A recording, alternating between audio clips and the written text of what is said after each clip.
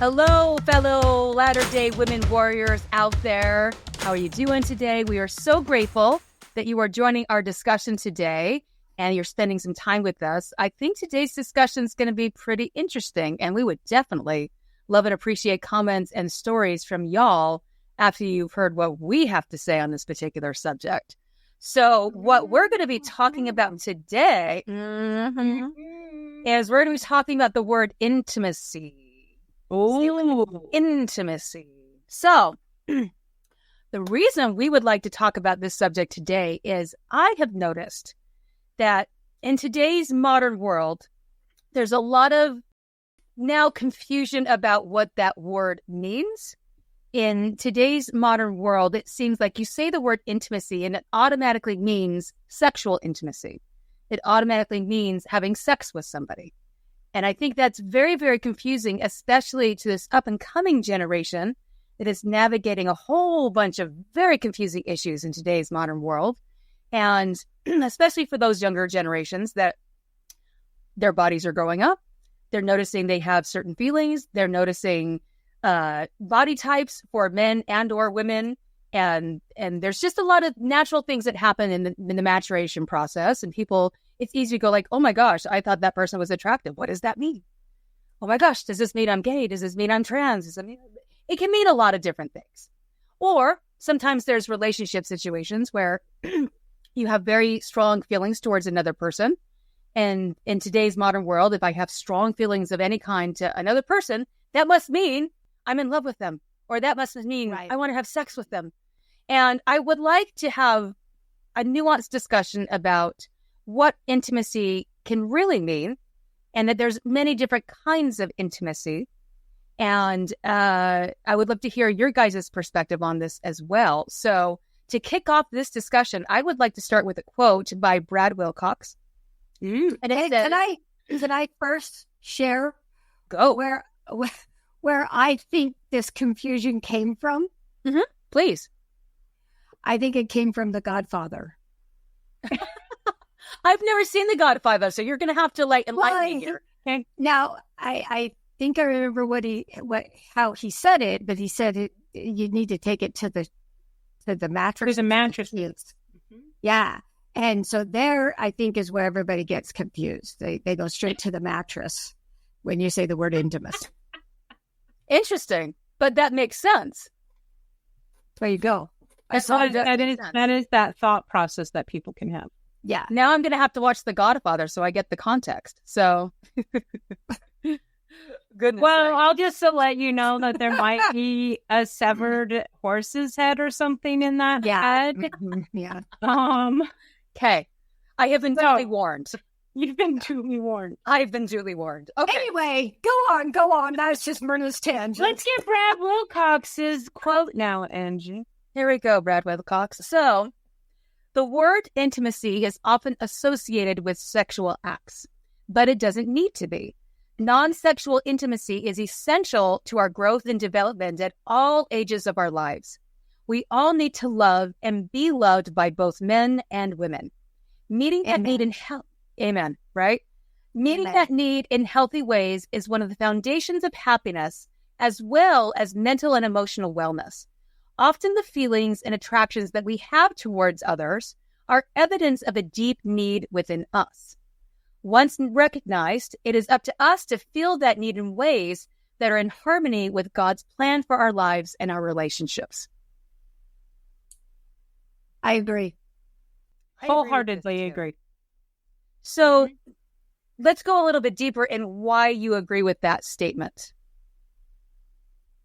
Well, because for me, I think if you read in the scriptures, especially in the New Testament, when Christ is with his apostles, he has a very intimate relationship with them. I do not think he is gay, which some people I have heard posit that that who is it, Peter? He has a thorn in his side, right? Paul. I think it's Paul. Paul. That he had a thorn in his side, and people, at least in communities I run in, the LGBT LDS community, that was, he wanted something more, apparently, that he was gay or that was his thing. And I'm like, you do realize that two men can lounge that's around. A stretch. I agree. It's a stretch. And yet I've heard it. And I'm like, thorn in your side could be anything. And if you're talking about some type of relationship that someone wants to have with the Savior, it's constantly in the scriptures called that he's the bridegroom. Mm-hmm. Right? So how are men supposed to read that scripture? They're a bride too? Well, there is a level of intimacy there. And for me, that's how I've always read it. Nothing else. And they were really close with all the trials and all the bonding and all the moments that they had with one another. That creates a very tight and knitted friendship. And to me, that is the basic principle of the word intimacy when it comes to just two human beings. Throw the sexual stuff aside. Two people can have a very intimate friendship. Beautifully said. I think also, and I'm not really big on therapy. Don't bash me, people. If you want to make comments, go ahead and make comments, but don't bash me because I'm not a real therapy type person. But I believe their statistics or stats that they have that we are people that need connection. Yeah.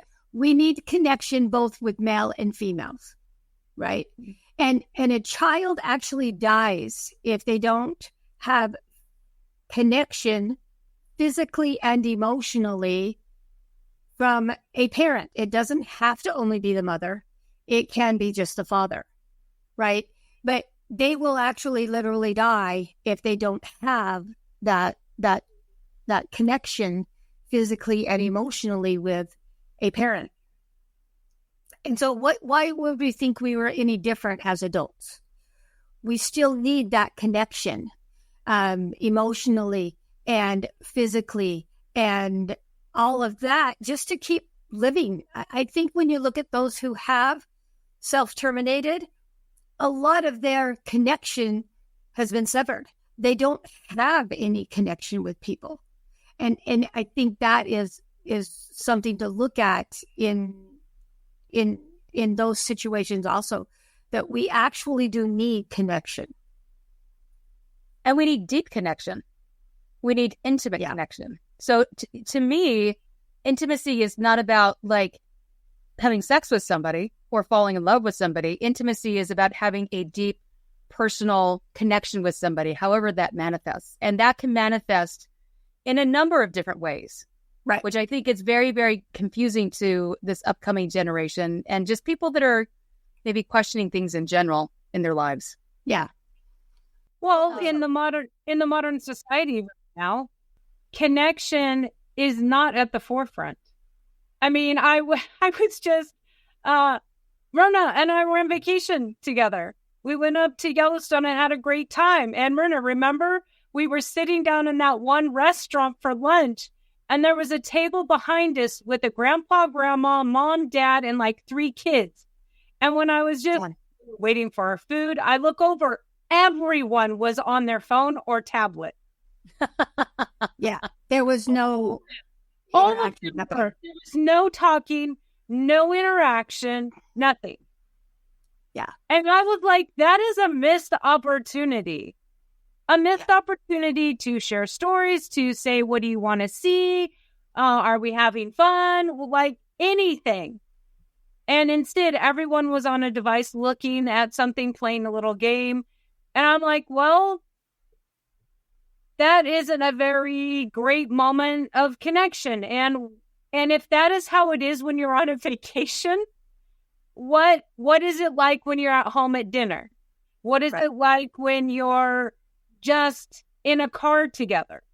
Is no one talking? Is no one interacting? Because if so, I've always had the idea that from the scriptures, I've done some deep dives, and I came to a conclusion that connection is happiness.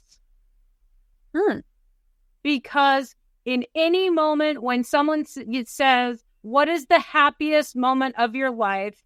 Most people will say the day they got married, because it's a brand new connection together. They're forging this new family. It's when my child was born. You're making a brand new connection with the human being. You have all of these moments that people will talk about, and it's always an intense connection moment. And so I'm looking at society going, and you guys wonder why so many people are depressed and on antidepressants and all these things, because they're not really getting the intimate connection. They've lost that. People are so busy. People are not taking the time. It used to be in the old days, they had quilting bees, right? There was a time appointed for the women to get together and, yes, probably talk about beautiful things. How can we serve more people? And somewhat gripe about their husbands. Because studies have shown that men only hear about 25% of what women say. But it doesn't even have to be that. We used to be able to call some company and you get somebody on the phone. Yeah. There are some companies you call now that you will never talk to a person. You have to tell them what you want on their voicemail and they'll get back to you later. Mm-hmm.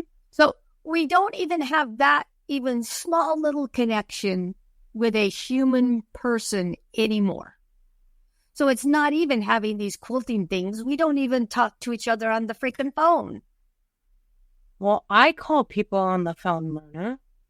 Yes, but when you call a company, you're going to get a voicemail or a machine, and they won't want to talk to you. Well, and I've noticed with my own kids who are in their 20s, my daughter, she sits there and her friends have a group Discord that they will chat with each other on, but I never hear her talking on the phone to them. I'm like, why don't you just call them? And she kind of looks at me like, well, why would I do that? I'm like, because it's an actual person. It's an interaction.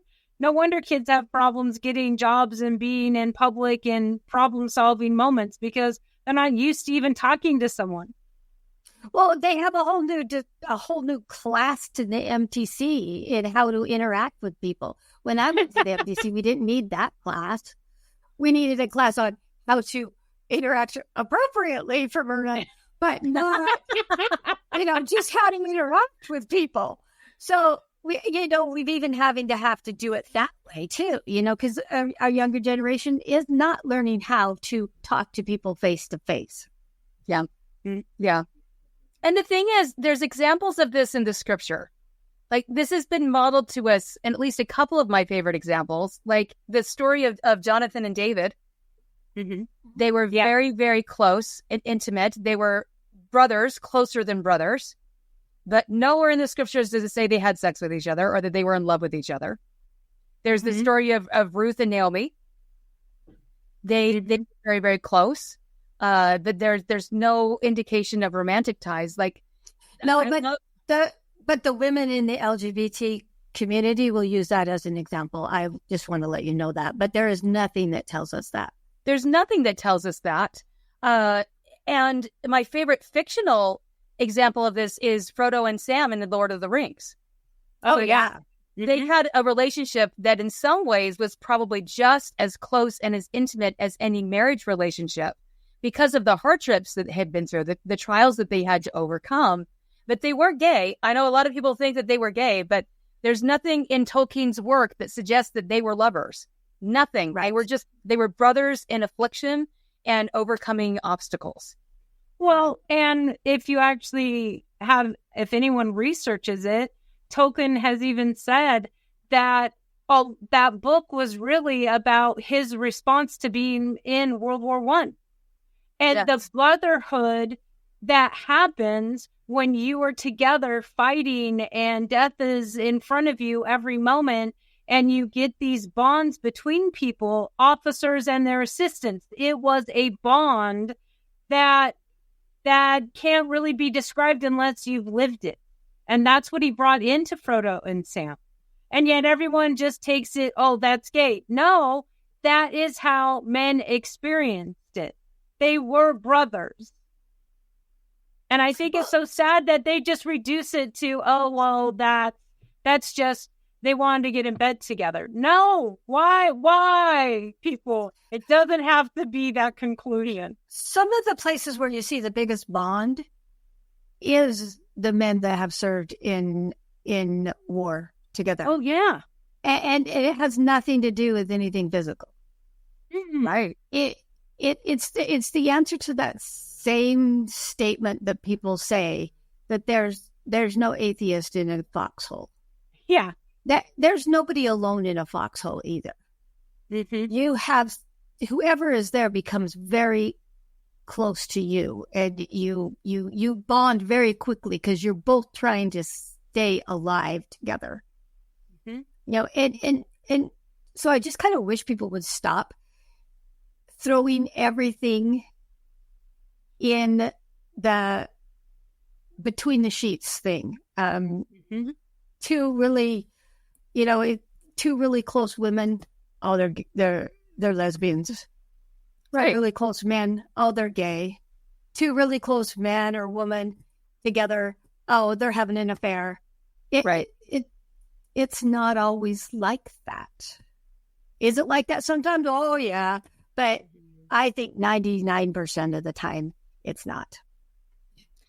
That's my opinion. I completely agree with you. And I want to speak to like the other different kinds of intimacy that are out there that are not sexual. Yeah. There's one form of intimacy that is physical intimacy that is not necessarily sexual. I know, and that's intimacy between friends. It can be intimacy between lovers that doesn't become sexual. I know a lot of women would love more physical intimacy that doesn't become sexual with their partners. But you can be physically affectionate and touch somebody without it having this romantic or sexual drive to it. Right. And it's probably essential for all human beings to have that kind of physical intimacy. To Myrna's point earlier in the conversation, there are studies in psychology where no one's going to die from not having sex. No one has ever died from not having sex. That people have died from not receiving enough physical intimacy and touch. Mm-hmm. Yeah. So it is an absolute essential need to human beings to be physically touched and to touch. And it's up to us, with the guidance of Heavenly Father, to know what is appropriate in that space. Yeah. There's emotional intimacy. You could obviously have a lot of emotional intimacy with somebody without it becoming romantic or sexual or falling in love with somebody. There's intellectual intimacy, people that you are academic with or you really bond with in the mind space. You can have intimacy there. You can have spiritual intimacy. I think there's everything that we've cited about the Savior in his lifetime and those biblical examples, that's spiritual intimacy. There's experiential intimacy. So exactly what you guys were talking about, going to war. So when people have very, very big traumatic situations and they go through that situation together, there's an intimacy there that's created because of mutual experience. Mm-hmm.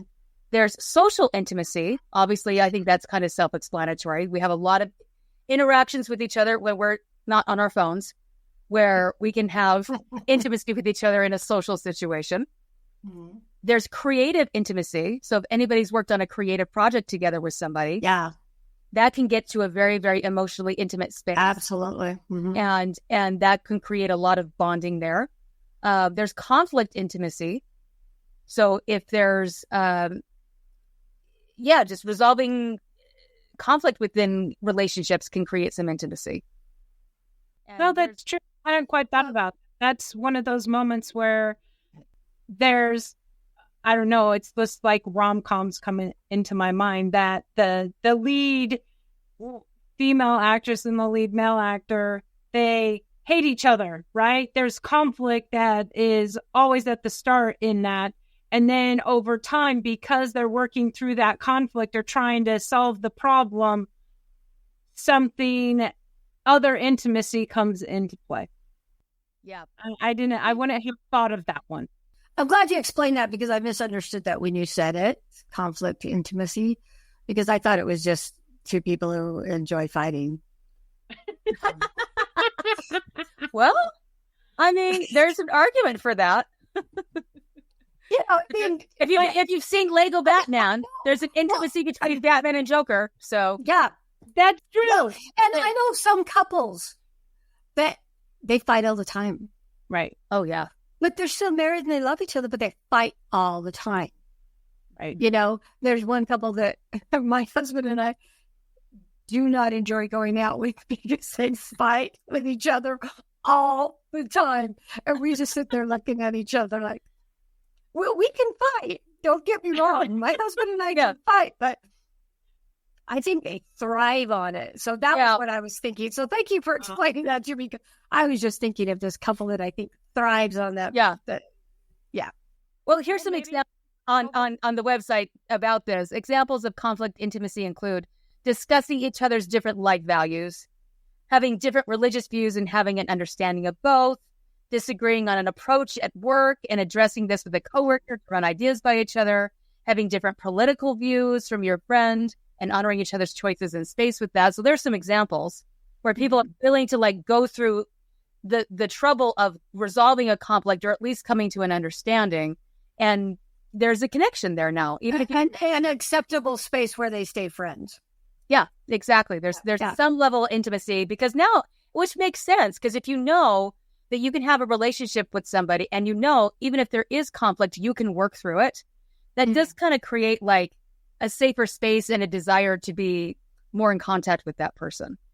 True. Absolutely. True. You were saying something, Jen. Sorry, didn't mean to interrupt you. Oh, no. Yeah, I just think it's interesting because sometimes when I think of conflict, like the list you said there, that to me comes into also the intellectual realm.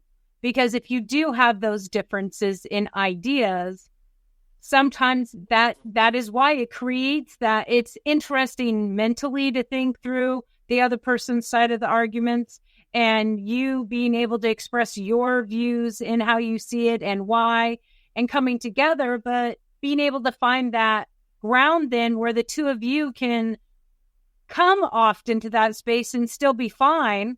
I mean, I think there are some people in society like C.S. Lewis and Tolkien. They didn't agree on everything, yet they were really good friends. So they had a whole society that would meet together that didn't all believe in the same things, but they always met and talked and discussed things. But I've never heard of anything like they got in such a fight they never talked again. Right. But it was about that exchange of ideas, and by allowing the other person to hold that idea and that was like agreement on it. This is where you stand and this is where I stand, and we're good with that. Can we just say society has lost that at this point? They have almost the ability in a social realm to be able to actually make that happen, which is sad because I think there could be a lot more connection, like you described, a lot more connection if people were willing to actually do that. Well, they don't want to have a discussion. They want you to just agree with them. That's what society now does, right? It's we can't just have a discussion. You have to say that I'm right. Right. So another way of saying that is society has lost the ability to have conflict intimacy. Oh, very good. Very good. There we go. Absolutely. Society. I like that wording. They have lost the ability to have conflict intimacy. Another area in society where we've lost the ability to be intimate and connected with each other. Yes. Because there's truth in that. You resolve a conflict, even if you strongly disagree on something, you will feel closer to that person, even if you don't agree. Right. Absolutely. Yeah. That's why I didn't know we were all going to be talking about Lord of the Rings, but this is fun because I love it. I love the book. I don't understand it, but I'm here with you. The interesting thing in that book is that the first one is the Fellowship of the Ring. Yep. And not everyone in that fellowship all agreed about the same thing. And yet that bond in going through it all was forged forever. Yeah, they didn't agree on how to take care of the ring. Not at all. Not at all. And yet they worked their way through, and they ended up with a bond greater because they were looking at the big picture somewhat. We have a job to do, but how to go about it, getting that creativity of where to go, what to do, how are we going to go about this? I think it really is. I think that's why the series of Lord of the Rings that Tolkien did has been so beloved. Is because you get to see a group of strangers somewhat come together and forge this very intimate friendship, but no one's having sex with each other. Right. I don't know. I think there was some going on with those elves. Okay. All right. Maybe once gotta say it came the king and queen and she left her elfishness behind. There might be something in that one. But even in then, I'm just kidding. I know. In the movie, I loved how they portrayed Liv Tyler's and Viggo Mortensen's relationship in one of the scenes. They're talking, and it's a very intimate conversation. They're not touching. They're not. But you can see that there's this love between them. Even if that verged on romantic love, there was still deeper intimacy that the two had there. They had a respect. They had all these other levels. And I think, hey, fine, just put that other stuff in your life aside, okay? Sure, people want to be in relationships and hopefully be married, maybe raise families and all of that stuff. But there's a place in everyone's life to have those very intimate relationships that have only to do with, I'm connecting with you, I see you, I hear you, what is going on in your life? And you can be honest and open and not embarrassed about any of it and just take the person for who they are. People, I think, are craving it and it's not happening. Yeah, I mean, we want to tell all of you, we're not saying there's anything wrong with sexual intimacy. That's not what we're saying. But what we're saying is that's all the world looks at. Anytime you say anything that has to be about two people coming close, it jumps from that very close friendship, it jumps to sex. It's just like when I began sharing my struggle was in gender attraction. I had one person that was like, I don't get it. And I'm like, what don't you get? I'm trying to have this conversation with them. I'm trying to help them understand. And they're like, I just don't get it. I can't handle the sex. And I'm like, okay, half the time it has nothing to do with the sex. At least for the women. I don't know about the men, but yeah, for us women, half the time it has nothing to do with sex.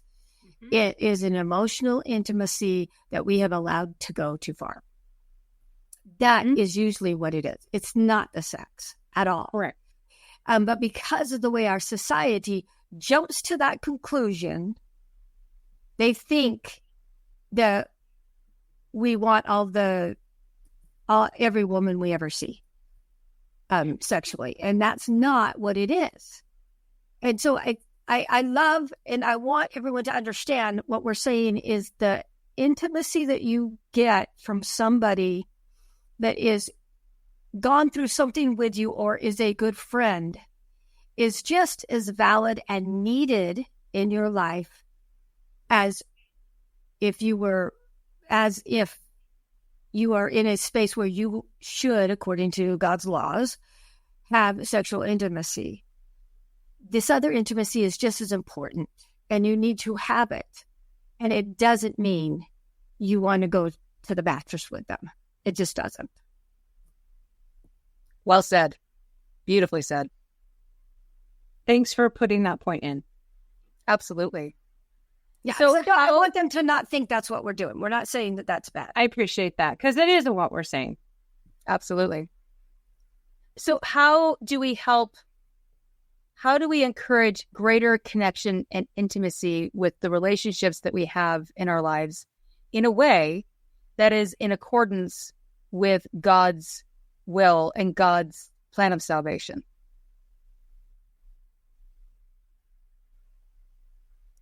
I think go ahead.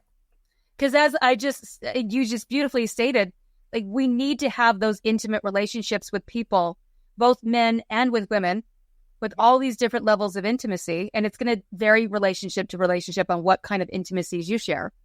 But we need to, those relationships are essential.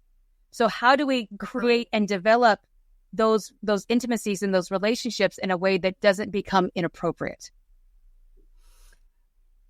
For me, okay, so I have to share this, and maybe, Anjanette, you might be able to help because you're not same gender attracted. Before I let anybody know, I knew I was same gender attracted. Like I've said before, I have lots of different groups that I do things with. I have friends all over the place, right?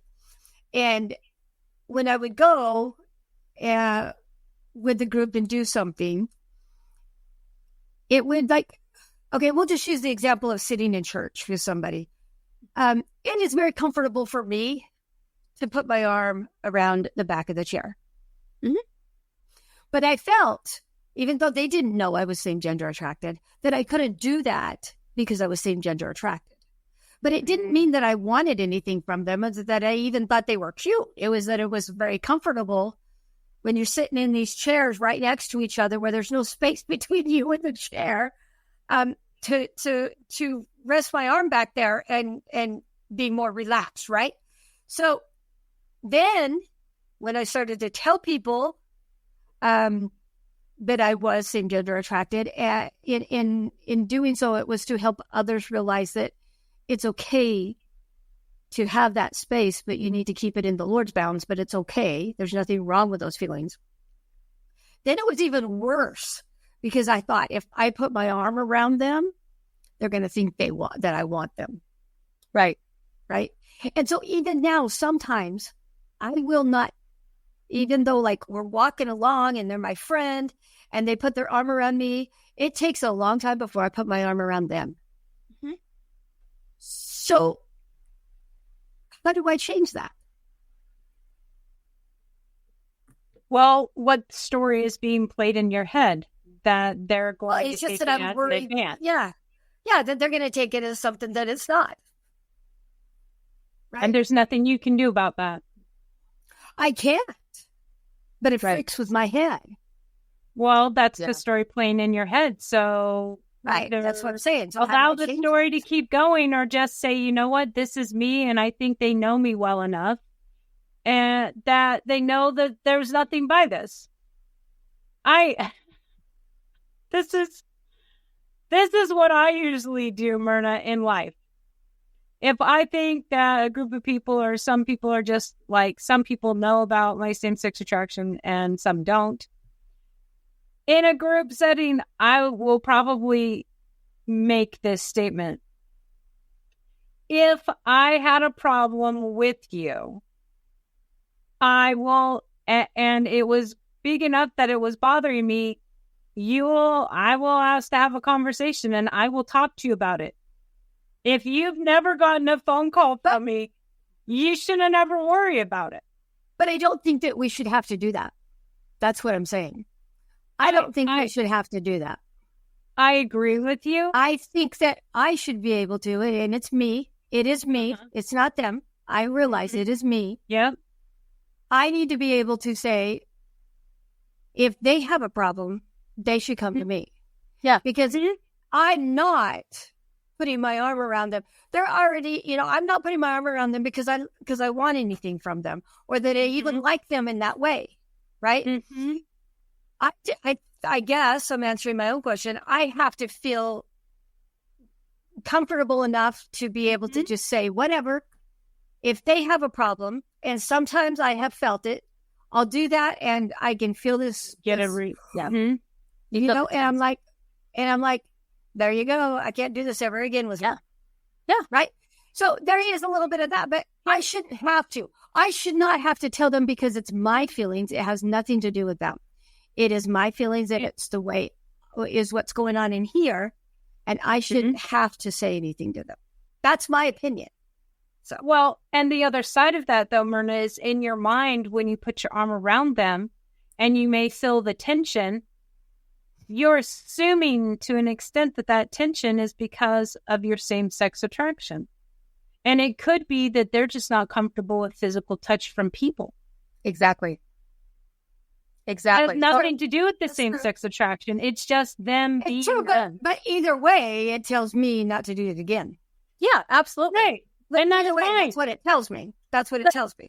For me, sometimes physical touch is a really difficult space, regardless of who it's coming from. And it's because a little bit of how I grew up in my family. We were not a very physically affectionate family. There was some emotional abuse. And so even though I believe by nature, one of my strongest love languages is probably physical touch, if you're someone who ascribes to that book or that line of thinking. When people give me physical attention, especially at first, like it makes me tense up. And it has nothing to do with the other person. It has to do with my background and where I come from. And I've learned, both in personal spaces and also in professional spaces, to ask people, like, especially when you're first getting to know somebody, like, okay, and usually, okay, are you a hugger? And 9 times out of 10, there's like, yeah, give me a hug. And so we bring it in. I now know that this is a person that I can be at least somewhat physically affectionate with. But I have had people tell me, like, are you a hugger? Like, no. It's like, okay. I respect I've had that. I get it. I'm glad you told me, so that way I won't try and force physical affection on you when you're not okay with it. That's what I have found to be like the most effective way, is just kind of ask people, and especially in the beginning stages of getting to know somebody. Are you a hugger? You know, or are you like, is that okay? Yeah, I wouldn't do anything if I didn't know them very long. Yeah. Mm-hmm. Yeah, and that's another. And that's not because of the story that's going in my head. It's because I don't know them well enough. Right. Well, and that's another side to answering that question is when you're getting to know people, like, to build a real friendship or relationship, it has to happen in small increments. Right. Sometimes absolutely. We in our beloved community go into the intensity emotional junkie space, and it's like, oh my gosh, my best friend forever. So, like, we have to learn to build that one small step at a time. Like, let me just like put my hand on their shoulder. How did they react? Was that okay with them, or did they tense up? You know? Yeah. But I'm not really much of a physical person anyway. But that's just something that I wanted to bring out, is that those of us in the LGBT community, sometimes that's what's going on in our heads. Right. And I appreciate you saying that, because from my perspective, that's not something that I would think about if I have a gay friend. And I can't speak for everybody in that space, but I can speak for myself. And I think a lot of people are probably going to feel this way. Like, I don't know, like if I know somebody's gay and I'm friends with them, I'm not worried about like, okay, they gave me a hug or they're touching me on the knee or something. It's not like, oh my gosh, are they coming on to me? I'm just like, okay, we're friends. That's it, you know? And if it ever does get into something more, that's like, okay, that's more than a friendship touch. Let's have that discussion. But I don't know, like, I love that you brought that up, because I think straight people don't understand what a conflict that can be for people in the LGBTQ community. Right. Yeah. I think it's a big one. It's a big one. I'll, at least for me, and I'm not a real touchy person, but it is for me. I mean, I've done that before, like sitting in church. I have a couple of really good friends that if I'm sitting by, I know I can do it. Yeah, but, totally. Yeah. But other people, I mean, I know them really well. I've been in the ward with them for 25 years, but I don't know them well enough that I would worry if I did that, right? But for me, it's just simply so much more comfortable to oh, no. I get it. Nothing to do with whether I like that person or not. Because if I liked them, it would be a whole different thing. I wouldn't sit by them if I liked them. That's how I am. Right. If I like you, I ain't sitting by you. So think about that one. Myrna saying next to me, she honestly doesn't like me. You know, I mean, I don't like you that way.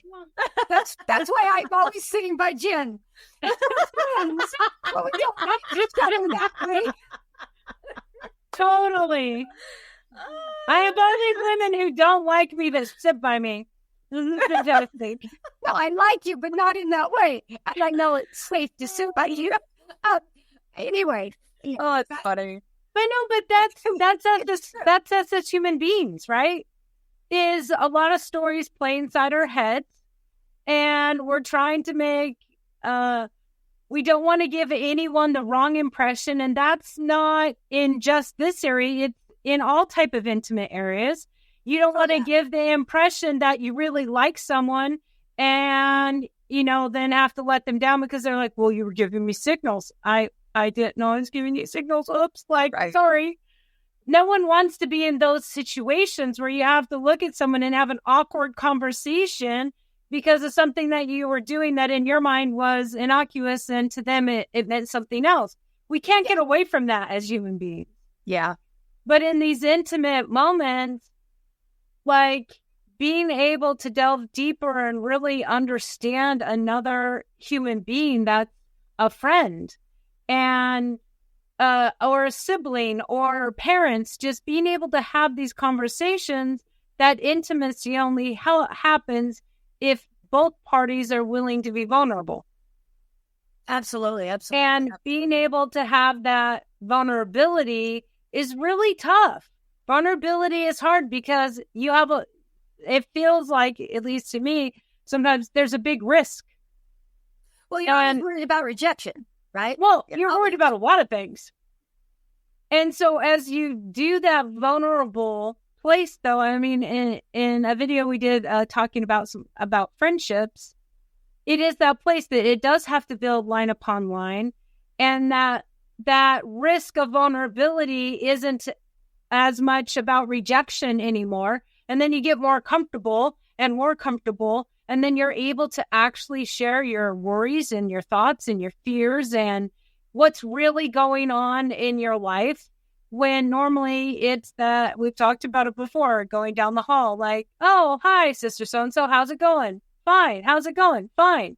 And, she's worried because her brother's in the hospital and he got in a bad accident, and I'm worried about this and that. But, we don't have that level of intimacy, and we don't need to have that deep level with everyone. But they say that you should have it with at least 3 to 5 people that are really close to you, that actually know on a weekly, maybe daily basis how life is going and what's going on. Because it's important for us to keep those connections. And it does make us, I believe, happier people when we have those in our life. Because have you ever heard about any person who tragically goes in and does some type of mass shooting or something to that degree, who had a ton of friends and felt connected to everyone? Right. That's not the type. It's the loner, the person who isn't connected, who's unhappy, who is mad and angry and all of these things. I think it's because we get to have these connections, and if we can work at having that intimacy that's appropriate in our lives, we do have a better, happier life, which is what I'm trying to have. Well, and I want to say this, and it's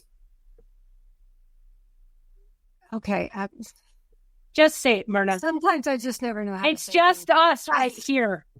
But even when you're married, you can be alone. Yeah. Right.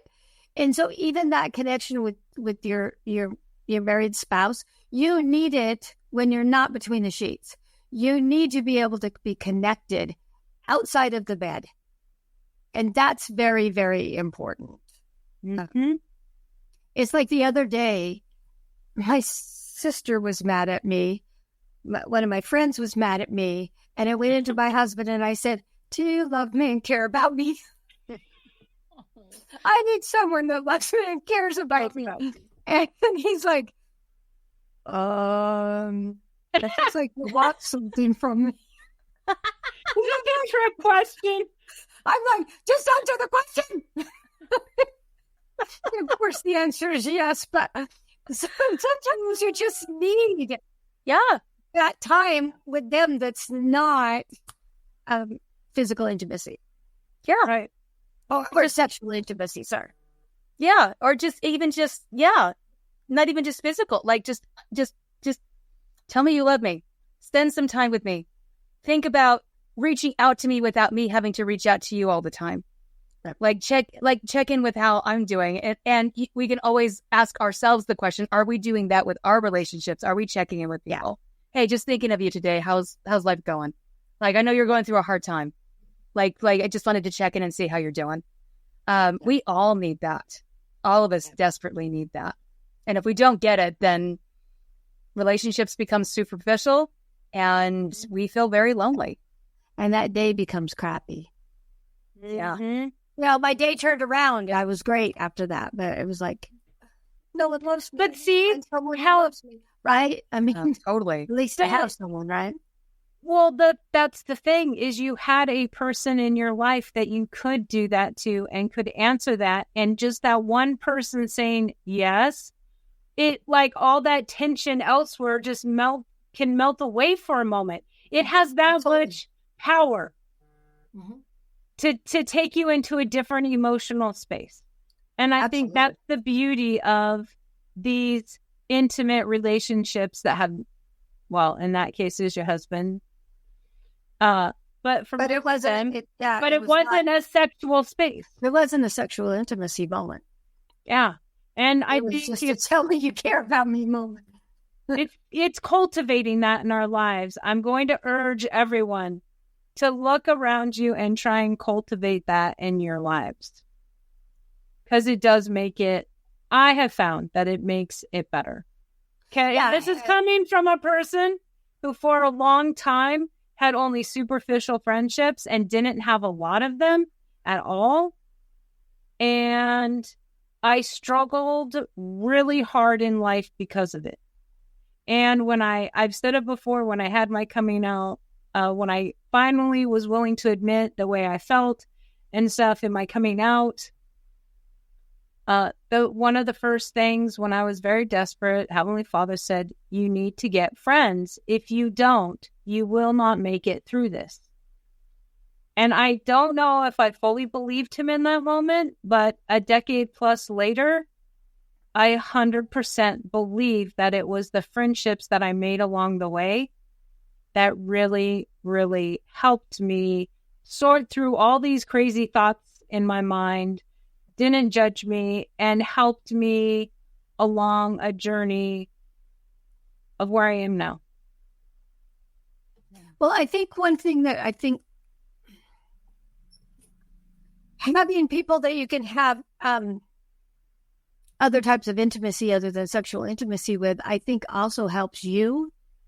And I know this is a selfish way to look at it, but it also helps you to be a better person.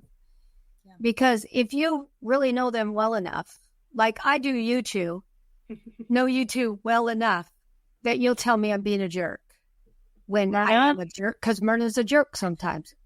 I'm just be honest. No, Myrna, that is not the word I would use. I would say you were a stinker hot. Because I would say you're being a stinker hot. That's and you need to look at it. Yeah. You two you'll call me on the carpet when I do that. And that is what these types of friendships do for you, is they help you to be a better person, because if you have built the right relationship, they will be honest with you. Yeah. You know what, Myrna? I just really think you need to stop talking like that. I think you really need to realize this or that, right? And maybe you need to change your tone when you talk, when you say this or that, because that makes me feel bad. Whatever it is, that is what a real friendship that has intimacy in it does. Yeah. It's both of you, because then you are willing to do it to the other people also. And it just makes us better people, because someone else is looking at us and helping us to not be a world full of stinker pots and make a mess of this life that is not hard to make a mess of. It just really isn't. Yeah. Amen. Friendships. Yeah, amen. If all of your friendships are with people that just tell you what you want to hear, nobody's willing to tell you the truth or challenge you on anything, push back on anything, those are not very intimate relationships. Mm-mm. And those are, it's good. It's okay to have those kind of friendships, but you need some that are going to be willing to tell you to stop being a stinker pot. You just need them. Yeah, you do. And you need those people who just say, hey, I just love you. Just wanted to let you know that. Yeah. Straight up. I just, just thinking about you today. I hope you're having a good day. Mm-hmm. Yeah. Well, ladies, we are at time and we clearly have more to say about this. So maybe we'll come back and revisit this subject again. But I just wanted to end our discussion with one final quote by, I believe, M. Catherine Thomas. Feelings and expressions of pure love and intimacy, including those for our own gender, are a beautiful and important part of our most valued relationships. And in that eternal world, such feelings and expressions of love were not subject to distortion so present in this fallen world. Neither will they be after this life if one pursues here that higher love in chastity and self-restraint. Yes, and I just want to end our discussion today by saying intimacy is important. We need that in relationships. And just because you have very strong and intense feelings towards somebody does not necessarily mean that you are romantically or sexually attracted to them. It doesn't mean that there's something wrong with you. It means that there's a need inside of you that needs to be met. And we all have to figure out how to go about building healthy and strong, intimate relationships with people in a way that's appropriate and can move forward in an eternal way. And with that in mind, I want to thank everybody for being with us on this discussion today. We would really love to hear your thoughts and your comments and your stories in regards to this particular subject, because we know this is a big subject. Please contact us on our Facebook page. Please make some comments on the YouTube channel, subscribe to the channel. And in the meantime, keep standing for truth and righteousness in these latter days, and we'll catch you next time. Bye. All right.